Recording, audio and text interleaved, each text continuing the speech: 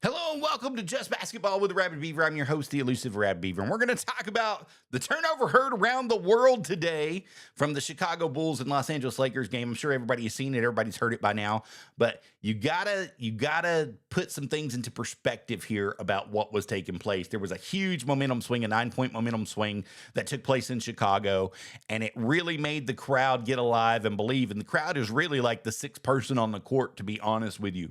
And in clutch times, you're supposed to have clutch players, and clutch players are supposed to do clutch things to keep themselves above the risk.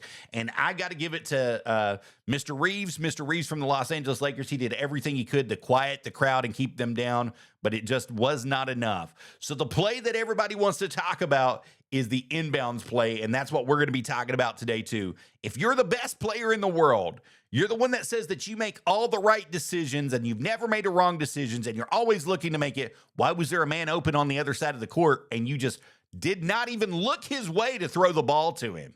Why? I mean, that could have been the difference in this game, the difference that made this game. But instead, you did something that no other legend has ever done in history in clutch time. None. No other legend. Not Michael Jordan, not Magic Johnson, not Larry Bird, not freaking Adrian Dantley. You made a bonehead decision to bounce past it with a man who's got a 7-foot wingspan right in front of you. What'd you think was going to happen? You didn't even direct pass it. You bounced past it. You tried to bounce it in, and it turned over on you. So I hate to say it, but if you're looking at GOATs, if you're looking at the greatest of all time, yeah, you may have the points. Yes, you're glooming in on the assist record, but you've played almost 7.5, 8 years longer than anybody else, but you're still the all-time turnover leader, and you're not owning that one. You got to own it.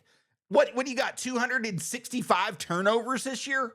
265. The average player has 80 turnovers. You're almost double what they do. I mean, well, triple, really, to be honest with you. You're working in on triple turnovers this season. But you're the smartest mind in all of basketball. I don't buy it. I don't buy it, not for one reason. Not for any reason whatsoever that anybody could give me. You made a bonehead decision. You're going to have to live with it now. And here's the hard part about this, is you just drop games and let somebody else move up in the bracket. You guys are doing great. You were 4th overall, but you keep losing games. You're going to end up being 5th or 6th seed because you're making bonehead plays, bro. Josh Giddey, let's give the credit where credit's due. He was a huge momentum swing from the get-go on the 9-point swing that he did. He started it. He got that first initial layup. They came back down the court. He got a steal on the opposite end, came back down the court, tossed it to the head for three, the top of the circle for a three-pointer. Gets that huge defensive boost there against LeBron, gives it to Kobe White in the corner, gets another three. Well, on the mid-mark there, got another three there out of it. I mean, he did everything he could, and then Austin Reeves scores, and they get the ball in the right hands, and they fumbled a full court press. Let's talk about that.